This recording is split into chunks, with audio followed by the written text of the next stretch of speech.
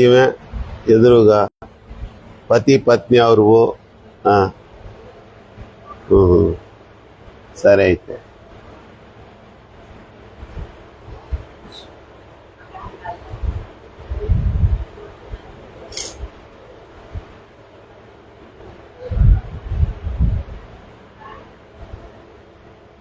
ఓకేనా, మంచిది. ప్రియులారా, కీర్తనల గ్రంథము 23వ కీర్తన 2వ చరణాన్ని మనకి ఈరోజు దేవుడు వాగ్దానంగా ఇస్తున్నారు. పచ్చిక గల చోట్లను ఆయన నన్ను పరుండ చేయుచున్నాడు, శాంతికరమైన జలముల యొద్ద చాలు చాలు నన్ను నడిపించుచున్నాడు. పచ్చిక గల చోట్లంట పరుండ చేయుచున్నాడు, శాంతికరమైన జలముల వద్ద మనల్ని నడిపిస్తున్నాడు. ఈరోజు శాంతికరమైన జలముల వద్ద మనల్ని నడిపించే దేవుడు మనకి ఆ వాగ్దానంతో మనల్ని ధైర్యపరుస్తున్నాడు.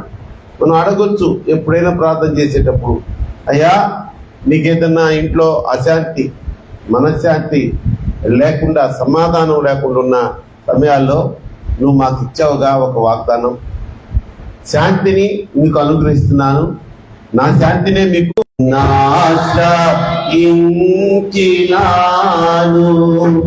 నరువేమి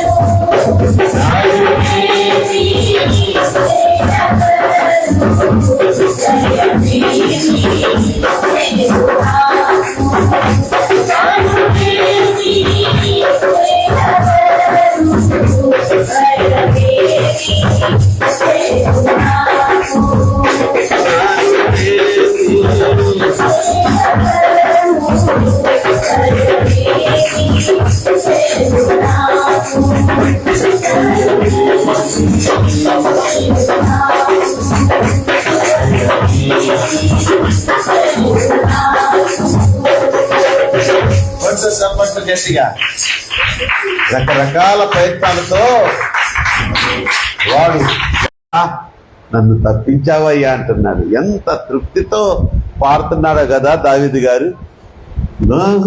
బహువింతగాను నన్ను అన్ని అనుకుందాం, ఒక్క శాంతి లేదనుకోండి, మనశ్శాంతి లేదు, సమాధానం లేకపోతే అన్ని కొనిస్తున్నారు, చక్కగా మిమ్మల్ని పోషిస్తున్నారు, చక్కగా ముద్దుగా పెంచుకుంటున్నారు. కానీ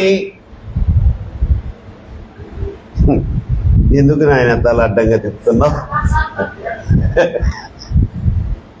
బాగా చూసుకుంటారు తల్లిదండ్రులు, కానీ మీలో ఏదో ఒక లోటు ఉన్నట్టుగా, అంటే కొంతమందికి ఎంత పెట్టినా కడుపు నిండదంటారే, అట్లాంటి వాళ్ళకి మనశ్శాంతి అనేది లేక, తృప్తి లేకపోతే మనశ్శాంతి ఉండదు, మనశ్శాంతి లేకపోతే సమాధానం ఉండదు, ఈ రెండు లేకపోతే సంతోషం అనేది జీరో అయిపోతుంది. కనుక అటువంటి వాళ్ళు దేంట్లోకి వెళ్ళిపోతారు? డిప్రెషన్లోకి వెళ్ళిపోతారు కదా. ఈ మధ్య కాలంలో ఆ యొక్క రీల్స్ కూడా వస్తా ఉన్నాయి, మీరు దానికి బాగా అడిక్ట్ అయిపోయారు. డిప్రెషన్ అనేది ఒక పెద్ద ట్రెండ్ అయిపోయింది. దాని గురించి కాదు నేను చెప్పేది, అశాంతి గురించి. కాబట్టి దేవుడు ఈరోజు మనకిచ్చిన వాగ్దానంలో ఏమంటున్నాడంటే, తన యందు భయభక్తులు కలిగిన వారికి నేను శాంతినిస్తున్నాను. ఎవరి శాంతినిస్తున్నారంట? పక్కనోడికి శాంతి కాదు, నా శాంతినే మీకు అనుగ్రహిస్తున్నాను అంటున్నాడు. చూడండి ప్రియమైన దేవుని బిడ్డలారా, దుప్పి నీటి వాగుల కొరకు ఆశపడినట్టు, దుప్పి నీటి వాగులకై ఆశపడినట్లుగా దేవా నా ప్రాణము ఆశ పడుచున్నది. దుప్పి నీటి వాగులకై, ఒక దుప్పికైనా నీటి వాగులు కావాలి, ఒక దుప్పికైనా నీటి అవసరం ఉండేది. అడవిలో ఉన్న చిన్న చిన్న ప్రాణుల దగ్గర నుంచి ఏనుగుల దాకా కూడా నీటి అవసరత లేనటువంటి జీవి ఉందా? అలాగే మనిషి ఎవడైనా సరే, వాడు అంబానీ అయి ఉండొచ్చు, అడుగు తినే రోడ్లో అడుగు తినేవాడు అయి ఉండొచ్చు, వాళ్ళకి ఏం కావాలి? శాంతి కావాలి, సమాధానం కావాలి. కొంతమంది చూడండి, చెట్ల కింద ఎంత సంతోషంగా రోజంతా పురుషులు వెళ్ళిపోతారు, ఏదో పని చేసుకొని సాయంత్రానికి వస్తా వాడి సంపాదన బట్టి ఒక 1/2 కేజీ 1 కేజీ చికెన్ తెస్తాడు, బియ్యం తెస్తాడు. ఏ రోజుకు ఆ రోజే బియ్యం తెస్తాడమ్మా, చికెన్ తెస్తాడు, దాంట్లో దినుసులు తెస్తాడు, అంత నూనె తెస్తాడు, ఉప్పుతో కూడా తెస్తాడు.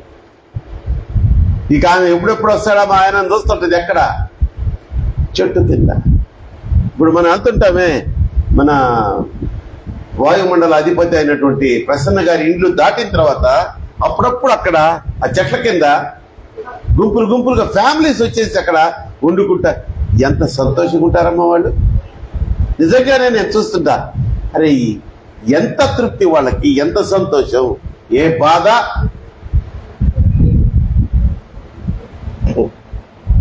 వీళ్ళకి నవ్వులు వస్తున్నాయి, ఏ బాధ ఏ చింత లేదు, వాళ్ళలో ఉంది ఆ శాంతి సమాధానం అనేది. అందుకనే ఉన్న చోట ఏక్ దిన్ కా సుల్తానా. కాబట్టి ప్రేమ దేవుని బిడ్డలారా, మనిషి జంతువులకి ఎలా నీరు కావాలి, మనకంటే ఇంట్లో క్యానులు తెచ్చి పెడుతున్నారు, ట్యాప్ తిప్పితే నీళ్లు వస్తున్నాయి. జంతువులకు అలా కాదు, వాటికి కొన్ని గుంటలు ఉంటాయి, నీటి గుంటలు.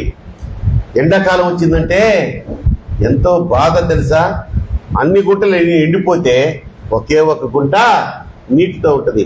ఆ గుంట దగ్గరకే ఏనుగులు రావాలి, పులులు రావాలి, జింకలు రావాలి, కుందేళ్లు రావాలి. జింకలు తోడేళ్లు కలిసి సహవాసం చేయగలవా? కానీ తప్పదు.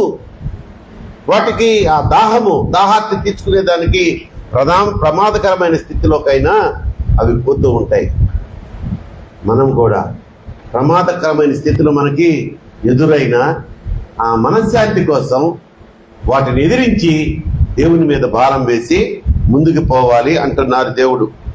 భక్తుల జీవితాల్లో కూడా చూడండి తల్లి, కీర్తన గ్రంథము 107వ కీర్తన 9వ వాక్యం. పరిశుద్ధ గ్రంథంలో భక్తుల జీవితాల్లో కూడా అనేక మార్లు కలవరపడ్డారు వాళ్ళు. శాంతి లేదు, సమాధానం లేదు, సంతోషం లేదు,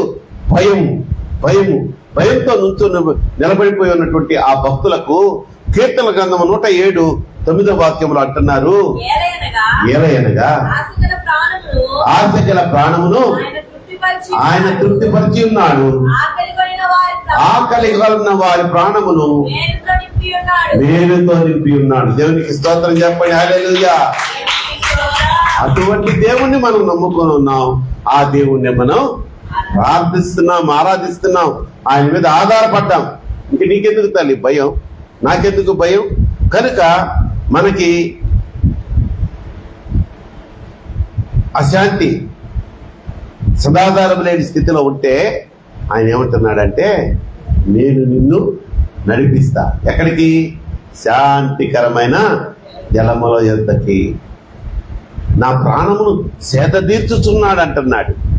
అంతేగా, ఎప్పుడైతే నీలో సమాధానం వచ్చిందో, తృప్తి వచ్చిందో, శాంతి వచ్చిందో, నీలో ఒక విధమైనటువంటి ఆనందం. నడిపిస్తాడు నా దేవుడు, శ్రమలోనైనా నన్ను విడువడు. నడిపిస్తాడు నా దేవుడు, శ్రమలోనైనా నన్ను విడువడు. అడుగులు పడబడినా అలసటపై పడినా, అడుగులు పడబడినా అలసటపై పడినా,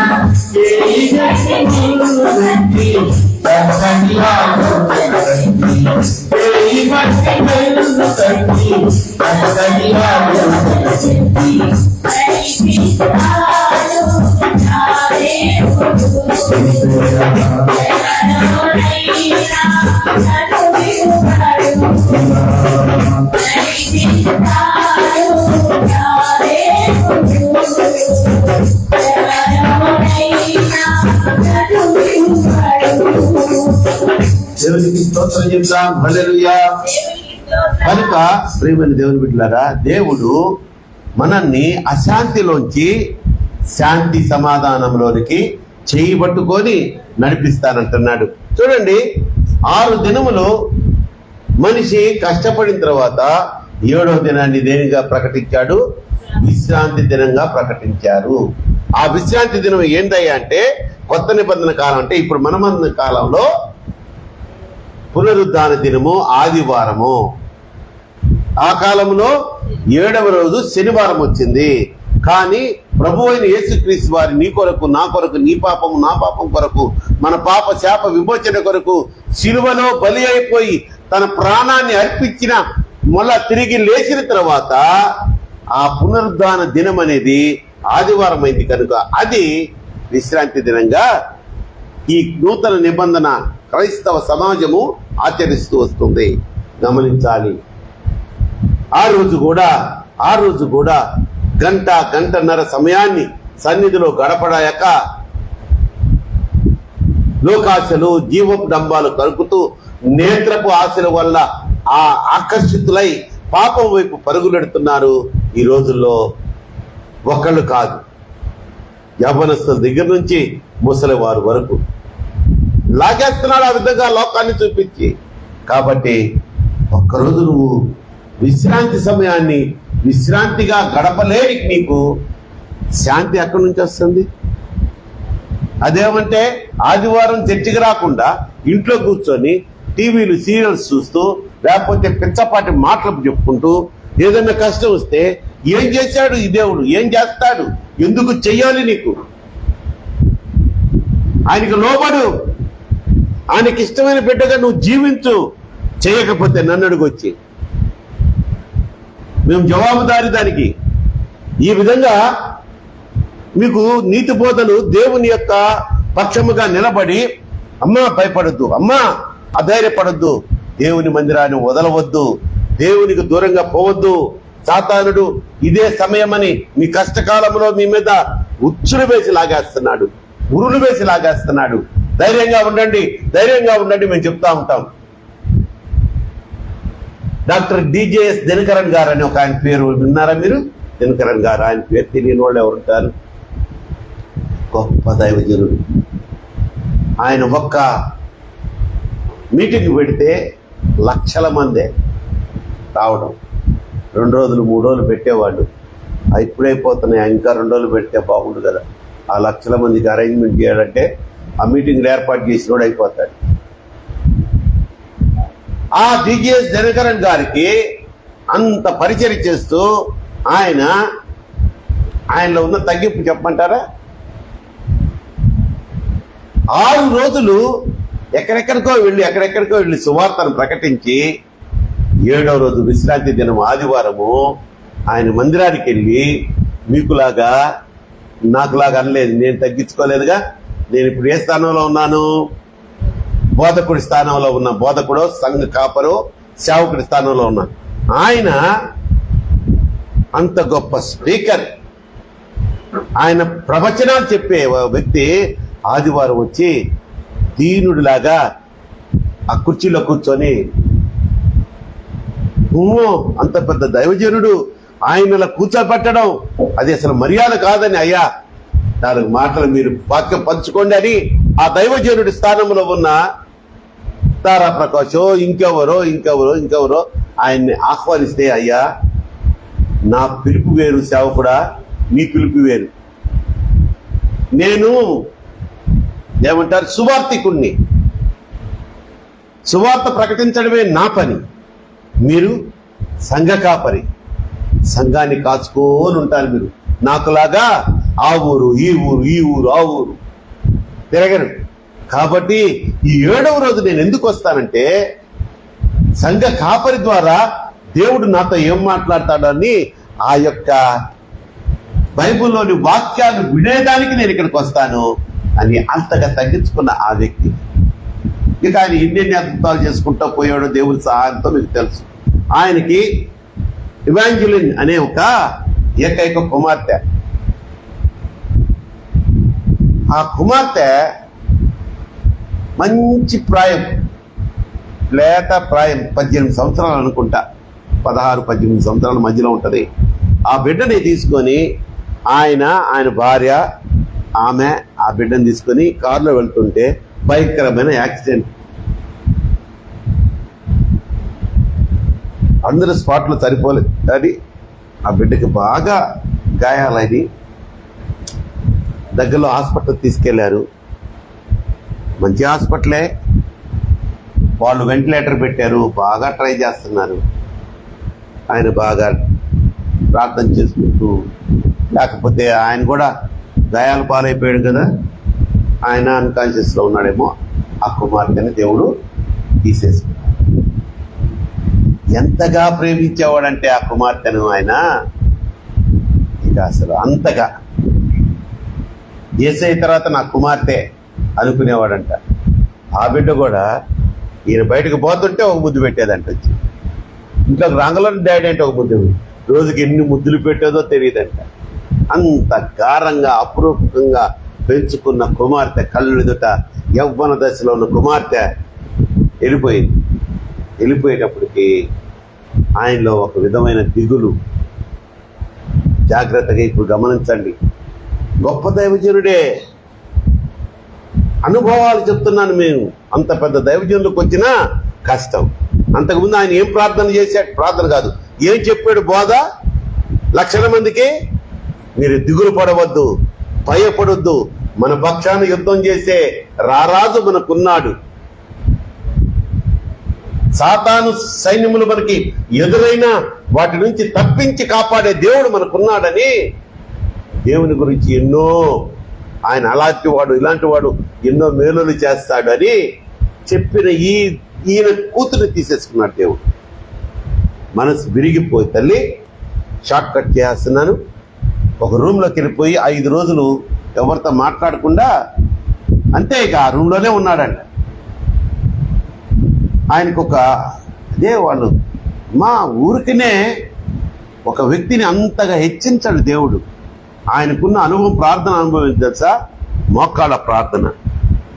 మోకాళ్ళు ప్రార్థన అంటే ఏందో తెలుసా? ఒకసారి మోకాలు వేస్తే ఈ కాలు నుంచి ఆ కాలుకి, ఆ కాలు నుంచి ఈ కాలుకి మార్చుకునే అనుభవం కాదు. ఇక ఆయనకి తెలియదంట ఎన్ని గంటలు ఉంటాడో ఆ మోకాళ్ళ మీద ఏంటో.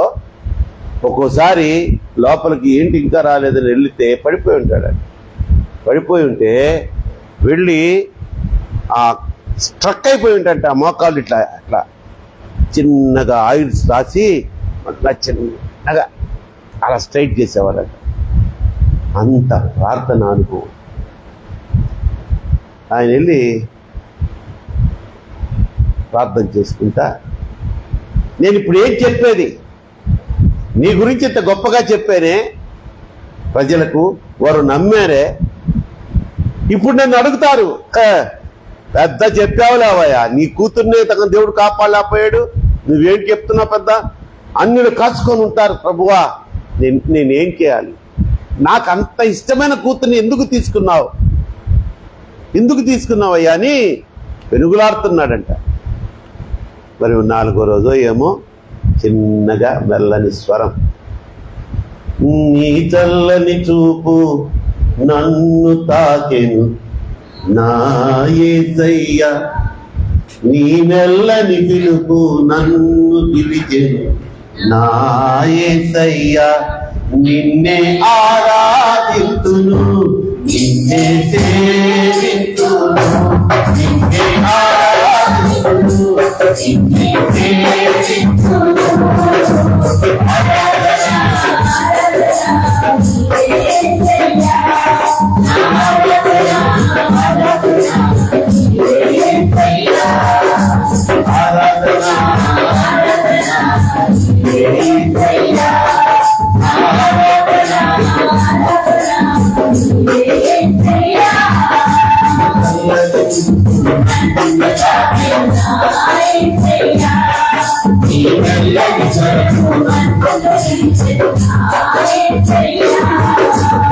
మంచి స్తోత్రం చెప్పు, హల్లెలూయా.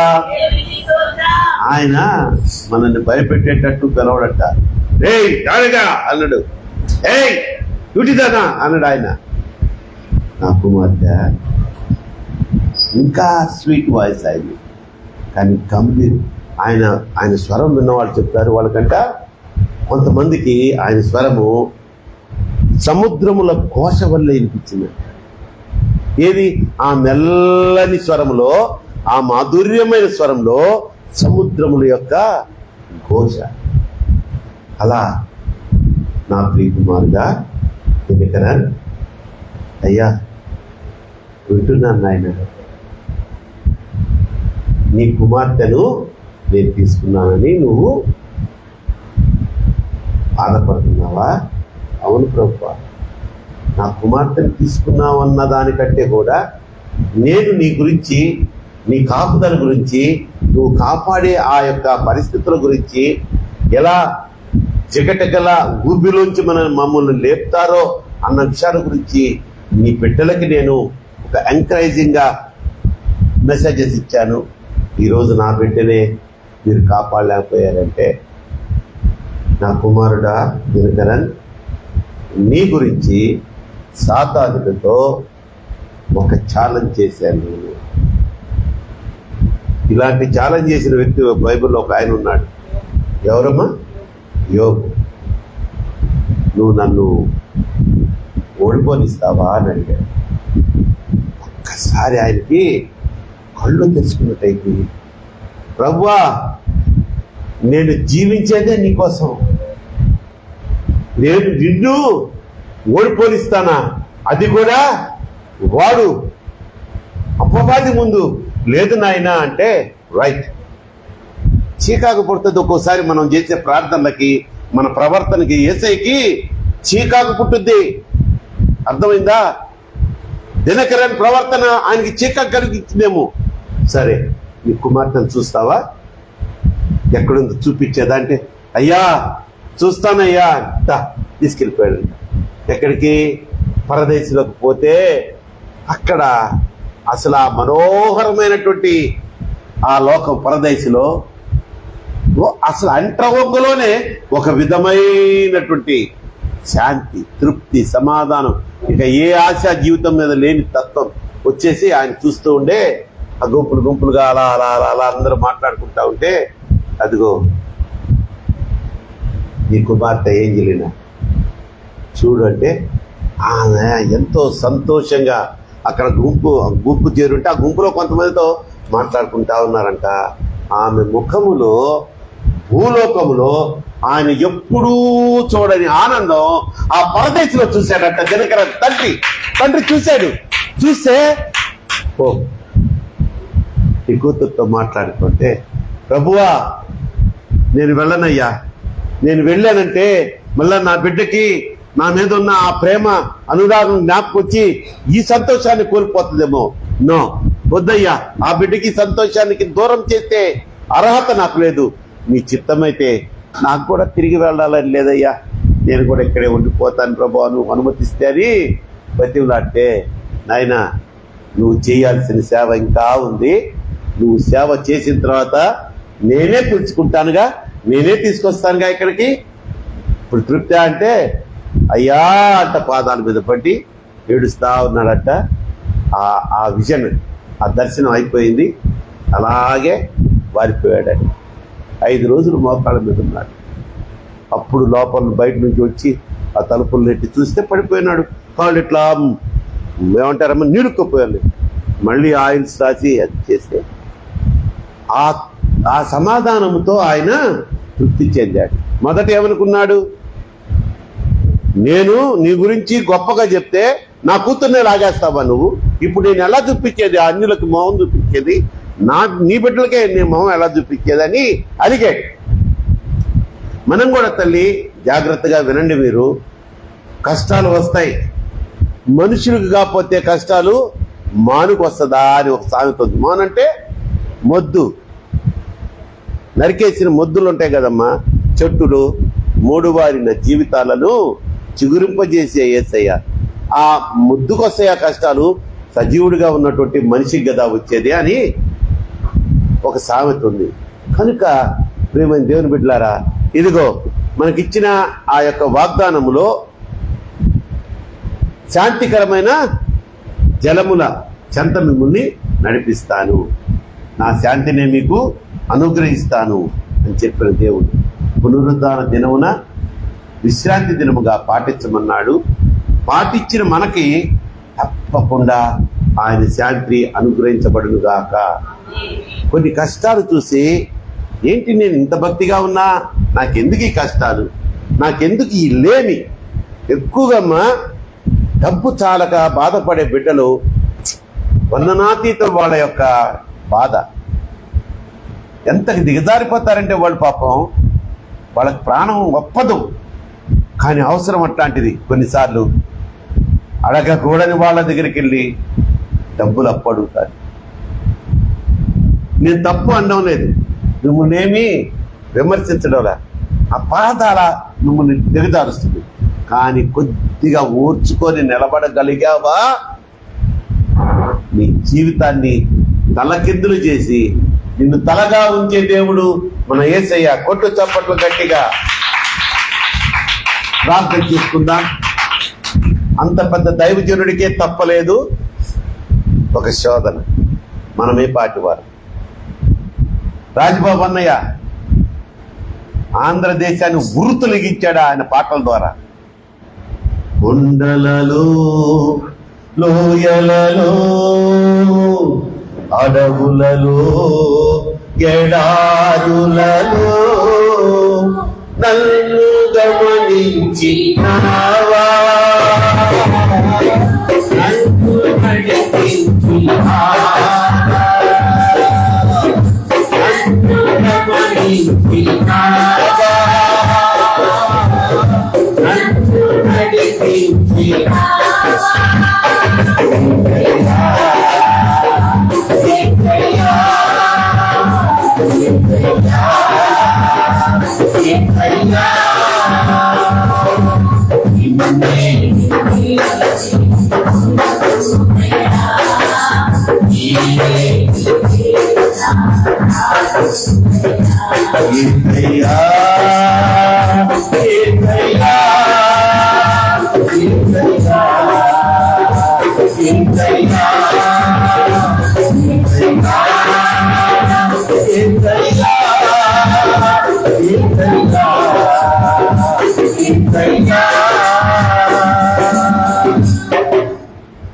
ఎటువంటి పాట అమ్మా ఇది! రాసి ఏమో ఒక 30 సంవత్సరాలు ఏంటదమ్మా ఇది రాసి.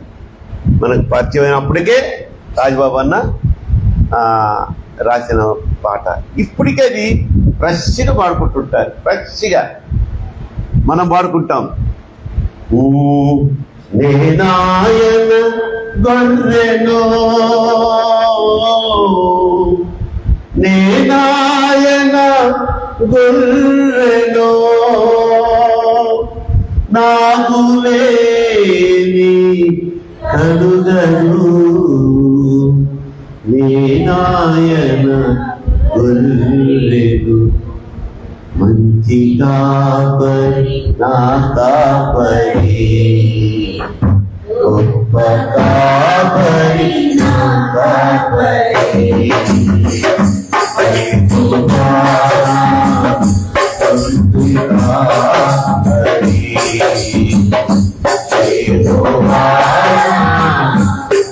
గొర్రెనో, నాయన గొర్రెనో,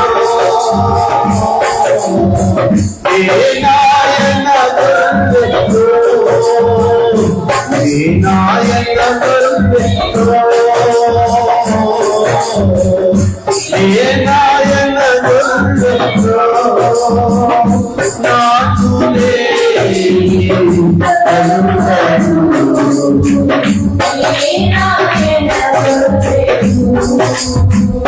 నాకు లేని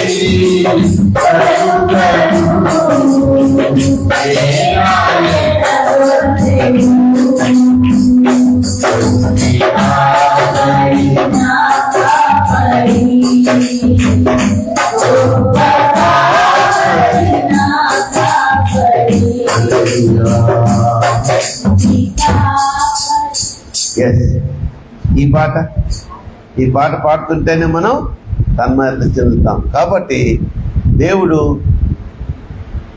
ఆయనకి ఇచ్చిన తలాంతులను బట్టి రాజబాబు అన్న గొప్ప గీతాలు రచించి స్వరకల్పన చేసి పాడాడు యేసన్న గారు. కనుక ప్రేమ దేవుని బిడ్డలారా, అటువంటి దేవుడు మనకు తోడుగా ఉన్నాడు. ఆయన ఇస్తానన్న వాగ్దానం మనకి ఇస్తారు. కనుక ఒక చిన్న దేవుని భక్తుడి జీవితంలో జరిగిన ఆ గొప్ప నష్టాన్ని బట్టి ఆయన ఎలా కుంగిపోయాడు, దేవుడు ఆయన ఎలా బలపరిచాడని ఆ వాగ్దానం, ఆ యొక్క ఉపమానం కూడా మనం చూసుకున్నాం, పరవశించాం. చిన్న ప్రార్థన మనం ఇప్పుడు వ్యక్తిగతంగా చేసుకుందాం. ఒక 5 నిమిషాలు చేసుకోండి. నేనేం చేయను, మీరే చేసుకోండి. మీ అవసరతలు ఏంటో మీకు తెలుసు, అడగండి. తర్వాత అవసరతల గురించి ఎన్నో మంది గురించి చెప్తున్నాను, కానీ మనం ఎందుకో నాకు జ్ఞాపకం వచ్చింది, క్యూటీ గురించి మనం ఎందుకు చేయట్లేదు? ఏం ఆమెకు అన్నీ ఇచ్చేసాడు ఆ దేవుడు? అన్నీ ఇవ్వలా, కొన్నే ఇచ్చాడు. కనుక ఇప్పుడు she is waiting for a better job, good job. కాబట్టి అమ్మా, యవన బిడ్డలారా, అందరూ మీ వ్యక్తిగత ప్రార్థనలో కానీ, మీకు ఇక్కడ నెక్స్ట్ శుక్రవారం మనం వస్తే ఒక్కొక్కరు ప్రార్థన చేస్తాం కదా, ఆ ప్రార్థనలో కానీ, ఇక ఏ ప్రార్థన మీకు చేసే అవకాశం వస్తే క్యూటీ అక్కకి మంచి జాబ్ వచ్చేదాకా క్యూటీ అక్క పేరుని మెన్షన్ చేసి ప్రార్థన చేయండి.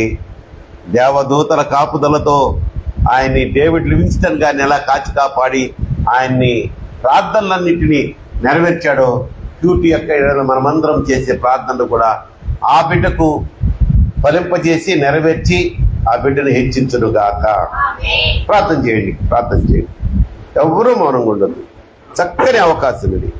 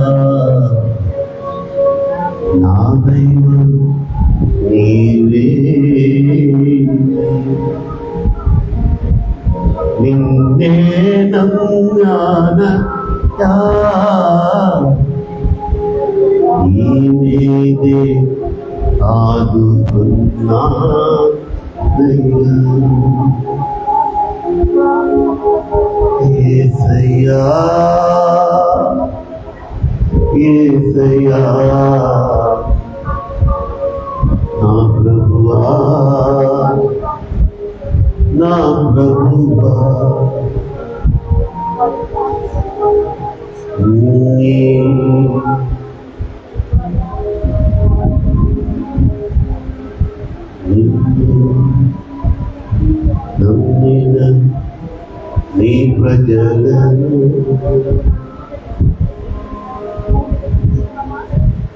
యోధాను సాగించి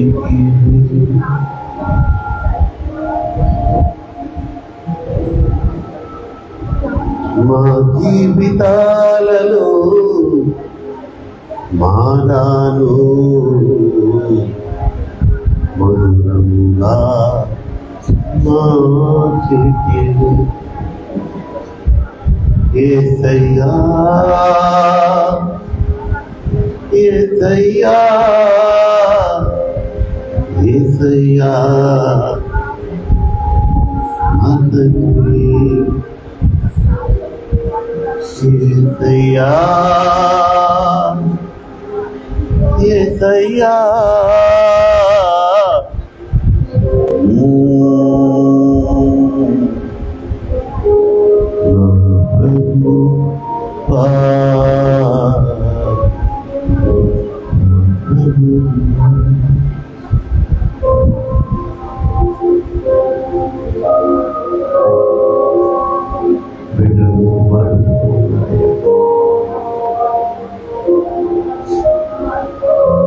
వారికి మీరు తప్ప వేరే దిక్కు లేరట.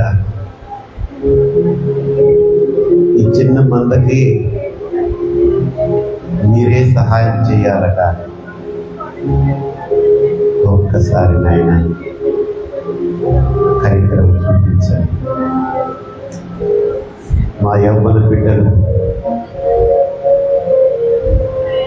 లోకాశలను ఆకర్షించారు, వారి జీవితాలను చెడిపేసుకుంటారు. పాపపు ఊబిలో కూరుకుపోతున్నారు. దయచేసి నాయన మీరు నాకు ఇచ్చిన ఈ బిడ్డలు, ముఖ్యముగా యవ్వన బిడ్డలు దారి తప్పకుండా నీ కాపుదలలో గొర్రెలమైన మేము ఎలా క్రమశిక్షణతో నడుచుకోవాలో ఈ యవ్వన బిడ్డలు కూడా మీరే నేర్పండి నాయన. మా ఆశ వాళ్ళే నాయన. రేపటికి నీ పక్షాన నిలబడే సాక్షులు కూడా వారే. ఈ యవ్వన వయసులో నా తండ్రి, లోకంలో లేకుండా నీ ప్రార్థనా మందిరంలో గడుపుతున్న ఈ యవ్వన కుమారులు కుమార్తెలు బహుగా దీవించబడుదురుగాక, బహుగా హెచ్చించబడుదురుగాక. స్పర్శన్ గురించి నాయన ఒక్కసారి జ్ఞాపకం చేసుకో. స్వాస్థ్యంగా తల్లికి 2 కుమారులు ఇచ్చావు నాయన. అప్పుడు ఎంతో మురిసిపోయి ఉంటుంది ఆ తల్లి, నాకు 2 కుమారులనే ఇచ్చాడు నా దేవుడు. కానీ ఈరోజు నా తండ్రి సాధారణుడు వాళ్ళను బంధించేశాడయ్యా. మా ఆశ ఒక్కటే, స్పర్శన్ కానీ ఆ బిడ్డ సహోదరుడు కానీ ఇద్దరికి ఒక పశ్చాత్తాప హృదయాన్ని దయచే, మారు మనసును దయచే, వారి ఫ్యూచర్ గురించి ఆలోచించుకొని ఇప్పుడు జీవిస్తున్న ఈ యొక్క వ్యర్థమైన జీవితం గురించి వారికి వారే పశ్చాత్తాపడి ఈ నిత్య రాజ్యంలో ప్రవేశిస్తారంటే ఎంత శుద్ధంగా ఉండాలో వాళ్ళు నేర్చుకుని మార్చుకొని ముందుకు పోయేది.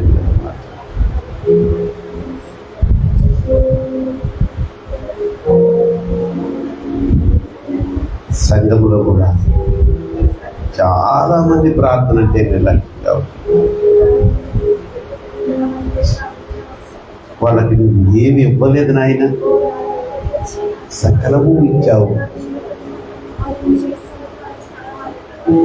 పుచ్చుకుంటున్నారు కృతజ్ఞత లేని మనుషుల్లాగా విడిపోతున్నారే కానీ విడుక తిరిగి ఒక్కసారి మీరు చేసిన కార్యములను ఉపకారములను తలంచుకుంటే నీకు తిరిగి కృతజ్ఞత తెలియజేసే అవకాశం మాకు ఉంటుందా? లేదు నాయన.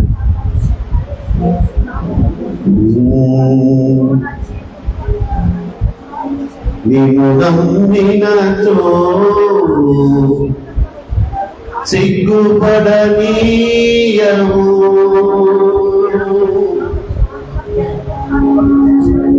నన్ను నెమ్మదితో నీవే ఉంచెదవు.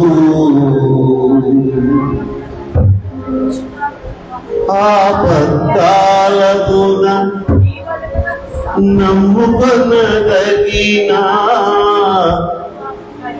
ఆపత్కాలమున నమ్ముకొనదగిన యేసు నీవే నా ప్రాణము, యేసు నీవే ఆధారము, యేసు నీవే నా ప్రాణము, యేసు నీవే ఆధారము.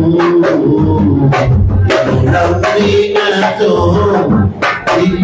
సిగ్గుపడనీయవు, నెమ్మదితో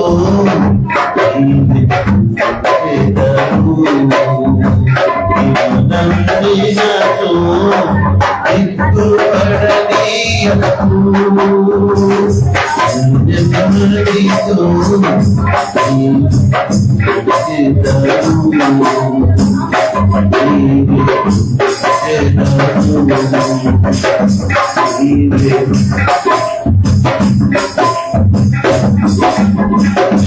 కృపగల దేవా, జీవము గల తండ్రి, జీవాధిపతి మా ప్రభువా, ప్రార్థన చేసి ప్రారంభించిన ఈ శుక్రవారం ఆరాధన ఇంతవరకు నీ యొక్క నడిపింపులో ఎంతో ఆశీర్వాదకరంగా జరిగిందయ్యా. బిడ్డలు హృదయాన్ని నీ పాదాల ముందు కుమ్మరించారయ్యా. ఏడుస్తున్నారయ్యా, బిడ్డలు ఏడుస్తున్నారయ్యా. వారి కన్నీటిని తొడవమని నీ పాదాలు పట్టుకుని నేను ప్రతిలాడుతున్నా. మరొకసారి స్పర్శకు మారు మనసును దయచేయండి. జరగబోతున్న ఆపరేషన్ లో డాక్టర్లకి జ్ఞానాత్మనివ్వండి. సక్సెస్ఫుల్ గా ఆ యొక్క ఆపరేషన్ పూర్తిగా జరిగించబడును గాక. ఆయన అనారోగ్యంతో బాధపడుతున్న బిడ్డలు ఉన్నారయ్యా. Yes my lord. జకరయ్య ఆ పక్షవాతముతో ఆ బిడ్డ బాధపడిన సమయాన కుమార్తెల ఘోష చూసి, ఏడుపు చూసి, సంఘము యొక్క ఆక్రందన విజ్ఞాపన చూసి ఆ బిడ్డను స్వస్థపరిచినందుకు స్తోత్రాలు చెల్లిస్తున్నాను. పింకీ యవ్వన కుమార్తె అన్యుణ్ణి వివాహం చేసుకుంది. ఏదో తెలిసో తెలియకో తప్పు చేసింది. నాయన క్షమించండి. ఇప్పుడు అదే భర్త ఆ బిడ్డను కొంత శ్రమకు గురి చేస్తుంది. ప్రార్థనకి రానియటం లేదు తండ్రి. వివాహానికి ముందు ఎన్నో తీపి మాటలు చెప్పి మోసం చేశాడు. నేను కూడా నీ యొక్క మందిరానికి వస్తానని వాగ్దానం చేసి పెళ్ళైన తర్వాత ఆ కుమార్తెని కట్టడి చేశాడయ్యా. ఎంత దయనీయమైన స్థితి నా తండ్రి. ఏడుస్తుందయ్యా పింకి తల్లి. ఆ బిడ్డకు ఆ యొక్క కబంధ హస్తాల్లోంచి, ఆ బంధకాల్లోంచి విడుదల కలగజేసి, తన భర్తకు కూడా మారు మనసు కలగజేసి, భార్య భర్త ఇద్దరు వచ్చి ఆనందంగా ఆశీర్వాదకరంగా ఆశీర్వాదమును పొందుకునే విధంగా నీ మందిరంలో ప్రార్థన చేయుదురుగాక.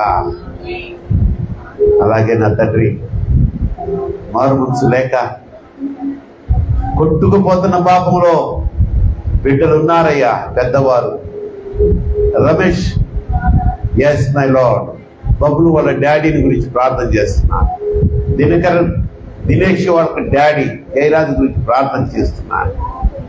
అవును ఆయన, వీళ్ళు నాకు కావాలి నా తండ్రి. నేను అడుగుతున్నా, నాకు బహుమానంగా ఇస్తారో లేకపోతే ఇంకేదన్నా విధంగా ఇస్తారో వాళ్ళలో పశ్చాత్తాపాన్ని కలిగించండి. వారు ఈ మందిరమునకు వచ్చి మారు మనసు పొంది సాక్ష్యము చెప్పి నిన్ను ఆరాధించుదురుగాక. ఆ వ్యర్థమైన వ్యసనాలకు లోనైపోయి చీకటి జీవితంలో జీవిస్తున్నారయ్యా. క్షమించండి. దినేష్ అక్క రిషిత, ఎస్ మై లార్డ్, యవ్వన కుమార్తె ఆపేస్తున్నాడయ్యా. ఆరాధనకు రాకుండా ఆ బిడ్డను ఆపేస్తున్నాడు. ఆ బిడ్డ కూడా నాకు కావాలి నాయన, నాకు కావాలి తండ్రి, నాకు కావాలయ్యా. అలాగే అనేక మంది నాయన, ఇదిగో మేరీకాంత్ తన భర్త భక్తిపరుడే అయి ఉండొచ్చు, కానీ వ్యసనపరుడయ్యాడయ్యా. ఆ వ్యసనములోంచి ఇంత వయసు వచ్చినా బయటికి రాలేకపోతున్నాడు. సహాయం చేయండి. Yes my lord. ఆ బిడ్డకు కూడా మారు మనసు దయచేయండి. ఆ కుటుంబం అంతా రక్షింపబడాలి నాయన. నీకు అసాధ్యమైనది ఏదీ లేదు నా తండ్రి, ఏమైనా చేయగలవు. అలాగే నా ప్రియ సహోదరిని, మా అక్కల నాయన వసంతక్క గురించి ప్రార్థన చేస్తున్నాను. అరుంధతి అక్క గురించి విజ్ఞాపన చేస్తున్నాను. బిడ్డలిద్దరికి మోకాళ్ళకు బాగా నొప్పి నాయన. అరుంధతి అక్క అయితే ఆ సయాటిక పెయిన్తో నాయన అసలు పడక మీద నుంచి లేవలేకపోతుంది. ఒక 10 నిమిషాలు కూర్చుంటే వెంటనే పడుకోవాలనిపిస్తుంది. అంత భరించలేని పెయిన్ బిడ్డకి. కనికరం చూపించింది ఆయన. భయమేస్తుందయ్యా. అరుంధతి అక్క ఈ కొంచెం కాలం పోతే అలాగే పక్కకే అంకితమైపోతుందేమోనన్న భయం. ఈ శాపకుడిగా వాడిద్దరి గురించి బ్రతిమలాడుతున్నాను. వారిని ముట్టండి.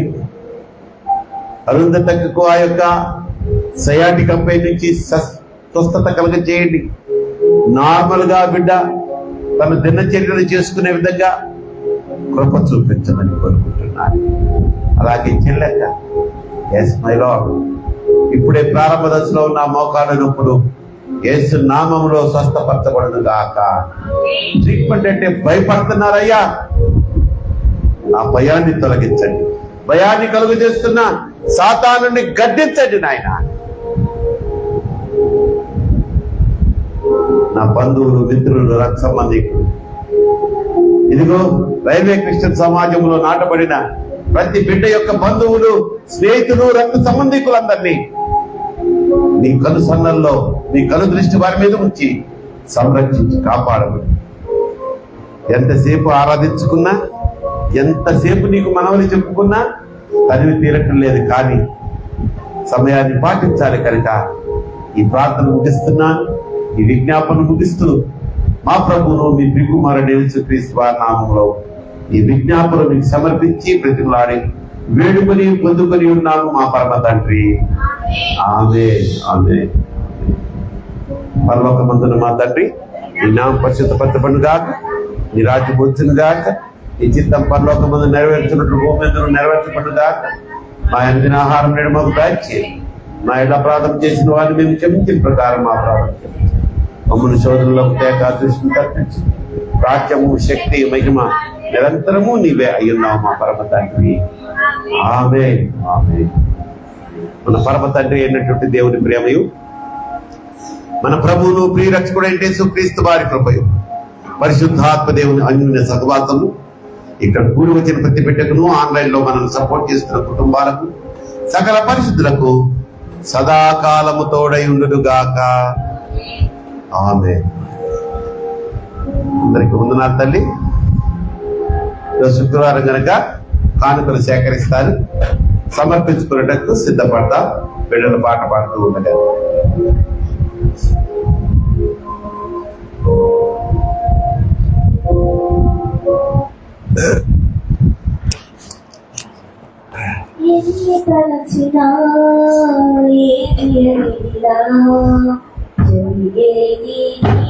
చిత్తమే